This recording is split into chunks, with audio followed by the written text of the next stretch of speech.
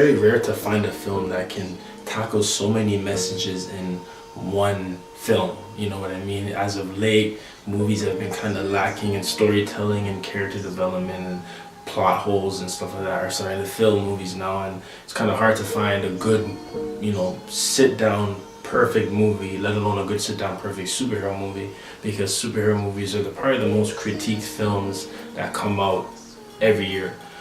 With Black Panther, I have to say it's an amazing start to the year because this film was amazing. Now, I'm not saying that just because I'm black, but just watching the film as a Marvel movie, as a Disney movie, as its own thing, it's just own property as a whole. It really gets you not only more interested into the Marvel Cinematic Universe, but it also gets you more interested into the history behind Wakanda and this character, to the point where you leave this theater, you're gonna want more Black Panther movies. It's not just gonna be like, oh, it's just a throwaway movie and on to the next one. No, like, this character means a lot, and you can tell that they're really pushing for Black Panther to be a face for the new, I'm assuming phase 4 and onward in the Marvel Cinematic Universe, as this character is kind of like a Tony Stark villain, where we're kind of getting that main feel that this character is gonna belong and kind of take over things once the new Avengers are formed in future movies. But let's not get ahead of ourselves. Let's talk about Black Panther. First of all, Ryan Coogler, he's the guy who directed this film. Hats off to you. You made an amazing film. I know you can do it. He directed Fruitvale Station and Creed. If you know, Creed is the sequel to the Rocky films, and Fruitvale Station is a film about the shooting death of Oscar Grant.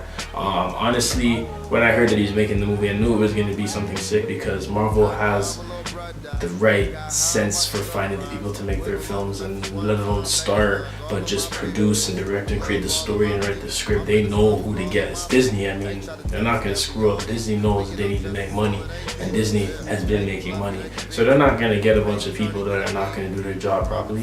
When I heard the casting for the entire film, I had no doubts. I knew he was going to direct it properly. Chadwick Boseman in Civil War, he did an amazing performance. Lupita, she's obviously an Oscar award winner. And everybody else, Angela Bassett, the guy from Get Out, Daniel Kaluuya, he's nominated for a Best Actor award for the Oscars this year. I already knew that the cast was looking like it was going to be stellar, and seeing the character interaction in the film, it really did show me that these characters are very fleshed out. They didn't hold back with any character development in this film. The villain, I was hearing a lot of things earlier on from earlier screenings that he has been the best villain, or saying that he is the best villain in the Marvel Cinematic Universe since Loki. Now, honestly, I could pretty much agree with what they said. Michael B. Jordan as Killmonger was deeper than I thought it would be. I knew that his storyline would be something interesting, if people are saying that he's the best villain since Loki, but it's something even more, to the point where it's really obviously Killmonger versus Black Panther, T'Challa, but you are actually forced to pick sides, kind of like Civil War, where it was Captain America and Iron Man, and this is Killmonger and Black Panther. And honestly, I was rooting for Killmonger. He has his reasons for why he's doing what he's doing, but they're extremely justifiable, and that's the part that I think that Marvel and Disney, the people over there who were writing the script, they knew they wanted to make the villain not only relatable, but someone that people would side with. And I think that's kind of something that's very cool to do when you're making a movie with a villain. If you have a villain and you make the majority of the audience side with what the villain, or agree with what the villain is saying most of the time, that proves that this villain has some sort of bigger agenda that is not just, oh, I want to kill a bunch of people and take over. No, it's something deeper than that. I'm not going to spoil it, but Killmonger's reasons for coming to Wakanda and doing what he does are extremely justified in this film. And if you want to know why he did what he did, you got to watch it. It's worth every penny. This film, I'm definitely going to watch again multiple times in the theater. I don't care. It's an experience, and I feel like you get so much from it. To see a movie directed by a black director with a majority black cast, and a soundtrack created by black artists that are, doing their thing in the music game right now, is amazing. And it's kind of something different that we don't really get to see, Africa depicted like this, how Africa is and is depicted in real world, versus something like this, which has so much rich history and makes you think about African history as a whole, and the country of Africa and everybody coming together. The movie plays on that a lot, and I find it very, very cool that the director was able to reach that part, I think, for everybody in the theater, because not only did the movie get a standing ovation when it was done, people were clapping through certain points of the movie. So I knew that the people in the audience were feeling the same thing that I was feeling. If not, they were feeling a whole bunch of other emotions that the movie may have triggered.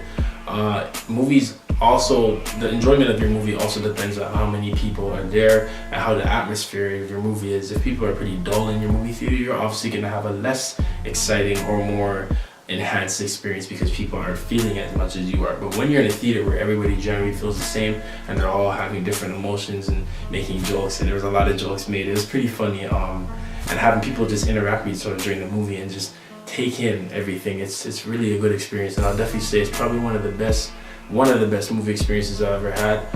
Definitely something you need to watch in the theater. DVD won't do it justice if you're talking about the experience of watching the movie. My rating system for the film, I really enjoyed the movie. I've watched it 20, 30 more times, I don't care. I don't want to say 10 out of 10, but I'll say the movie was perfect. You know, I'm just going to say 10 out of 10. 10 out of 10.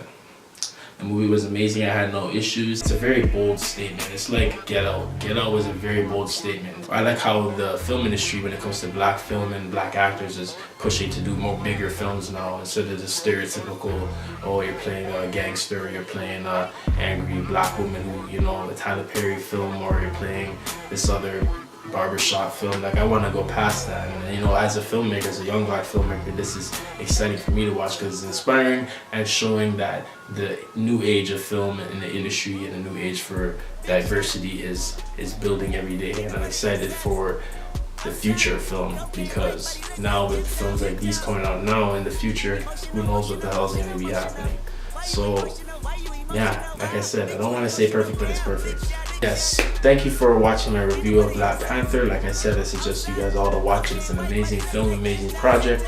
Ryan Coogler, you did your thing. Michael B. Jordan, you did your thing. Damn, your villain portrayal was crazy. It was very emotional, I'll say that. I had you feeling for him.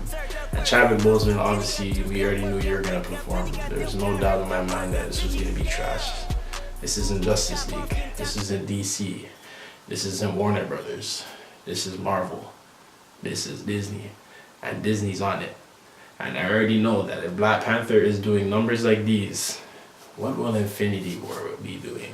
Dance on them like Diddy, pop off and I pop back like Diddy, yeah.